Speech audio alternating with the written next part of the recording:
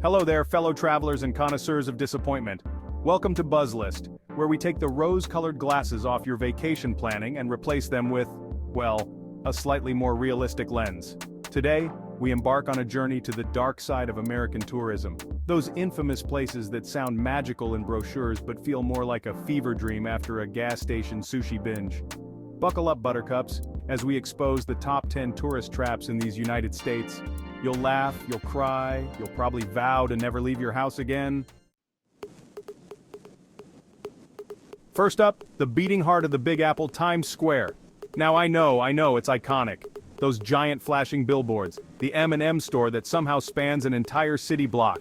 But let's be honest, being shoulder to shoulder with 10,000 of your closest, sweatiest strangers while being bombarded with enough sensory overload to make a rave DJ blush isn't exactly everyone's cup of overpriced, lukewarm street vendor coffee.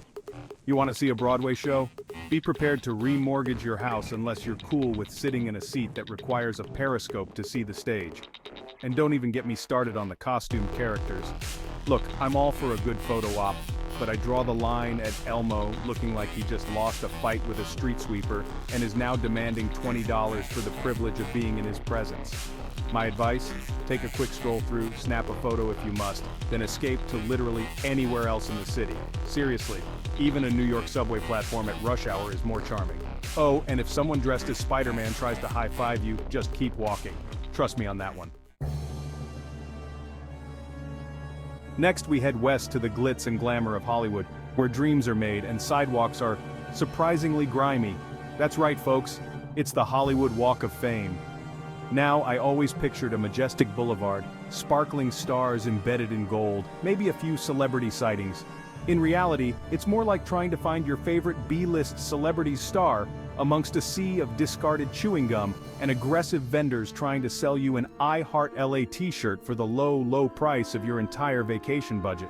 And speaking of underwhelming, let's talk about the size of those stars, shall we? You'd think with all the hype they'd be big enough to land a spaceship on, but no. These things are practically coasters for your overpriced souvenir cup of Hollywood iced tea. Honestly, you'd be better off saving your time and just looking up pictures of celebrities on Wikipedia. At least you can control the lighting and avoid the smell of desperation and street hot dogs that permeates the air out here. Ahoy there, mateys, and welcome to Fisherman's Wharf in San Francisco. This bustling waterfront district promises fresh seafood, charming sea lions, and enough nautical kitsch to sink a pirate ship. But be warned, me hearties, beneath the surface lurks a tourist trap of monstrous proportions. First off, let's talk about the fresh seafood. Look, I'm no Jacques Cousteau, but I'm pretty sure most of the fish they're hawking here haven't seen the ocean since the days of disco. And speaking of overpriced, let's talk about those souvenir shops, shall we? They're like a black hole for your wallet, sucking in your hard-earned cash and spitting out overpriced keychains and shot glasses you'll inevitably accidentally leave in your hotel room. Oh, and those famous sea lions? Yeah, they're cute and all, but they're also loud, smelly, and have a tendency to relieve themselves wherever they please. Look, I get it. The idea of strolling along a picturesque wharf, salty air whipping through your hair, sounds idyllic. But the reality is, you're more likely to be stuck in a throng of tourists, dodging selfie sticks and overpriced clam chowder. Next up, we're heading to the neon oasis in the Nevada desert, where inhibitions are lost and wallets are emptied faster than a slot machine on overdrive. It's Las Vegas, baby. Now, I'll admit, there's a certain chaotic energy to the Las Vegas Strip. It's like Times Square on a bender with a dash of ancient Roman decadence thrown in for good measure. But beneath all the glitz and glamour lies a truth as old as time itself. Vegas is designed to make you part with your money. We're talking overpriced drinks, exorbitant resort fees, and enough gambling opportunities to make even the most casual gambler contemplate taking out a second mortgage. And don't even get me started on the shows. Look, I'm sure Cirque du Soleil is very impressive, but I'm not sure watching someone contort themselves into a human pretzel is worth the price of a small car. Look, if you're into gambling, overpriced buffets, and the faint scent of desperation hanging in the air, then Vegas might be your nirvana. But for the rest of us, it's a sensory overload that's best experienced in small doses, preferably with a prepaid credit card and a very strong drink in hand. Ahoy there, landlubbers, we're setting sail for the windy city where the skyline is breathtaking, the deep dish pizza is legendary. This time we're talking about Navy Pier, Chicago's answer to a seaside amusement park. The views of Lake Michigan and the city skyline are pretty darn spectacular, but Navy Pier is basically a giant carnival barker, luring you in with the promise of fun. The rides are overpriced and underwhelming, and don't even get me started on the food. And then there are the crowds. Oh, the crowds. Chicago has plenty of other options for a picturesque stroll along the lakefront. Aloha, fellow travelers. We're jetting off to the land of paradise where the beaches are pristine, the waves are calling, and the tourist traps are as plentiful as coconuts. That's right, we're talking about Waikiki Beach, Hawaii. Now I'll admit, Waikiki is beautiful. Those turquoise waters, the soft sand, the swaying palm trees. It's like stepping into a postcard. But the reality is, you're sharing this paradise with about 1 million other people who also had the same idea. We're talking shoulder-to-shoulder beachgoers, overpriced cocktails, and enough selfie sticks to make you question the structural integrity of the island itself. Forget finding a secluded spot to soak up the sun. You're more likely to be dodging frisbees and rogue children while trying to avoid getting sand kicked in your face. Look, if you're dead set on experiencing Waikiki, I'd recommend visiting during the off-season or venturing beyond the main drag. But honestly, with so many other stunning islands to explore in Hawaii, you're better off finding your own slice of paradise. Hold on to your sombreros, folks, because we're about to cross the border, not really, into a land of questionable taste and unbridled kitsch. It's south of the border, South Carolina. Now I'm all for a good theme park, but this place is like someone took a tequila-fueled fever dream about Mexico and turned it into a roadside attraction. From the giant sombrero-wearing mascot that greets you at the entrance to the endless shops peddling every imaginable type of tourist trinket, south of the border is a masterclass in sensory overload. Let's talk about the decor, shall we? It's a dizzying mix of bright colors, questionable murals, and enough neon lights to make you think you've stumbled onto the set of a bad 80s music video. And the attractions? Well, they're about as authentically Mexican as a Taco Bell Doritos Locos Taco. Look, I appreciate the audacity of a place like south of the border.